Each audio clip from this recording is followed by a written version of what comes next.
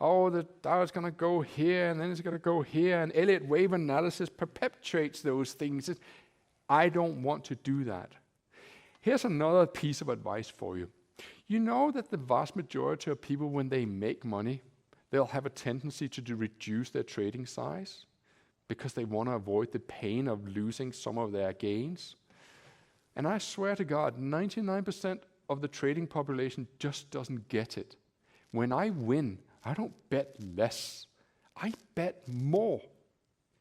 The more I win, the higher I bet. See, you can think of this in two ways. You can say, well, I like to think like the 10%, or you can turn it on its head and say, I'd like to not think like the 90%. And so you almost can do a self-analysis and say, well, how is it that I tend to think? And it doesn't matter whether you trade currencies or commodities. It doesn't matter whether you're a scalper, an intraday trader, or an investor.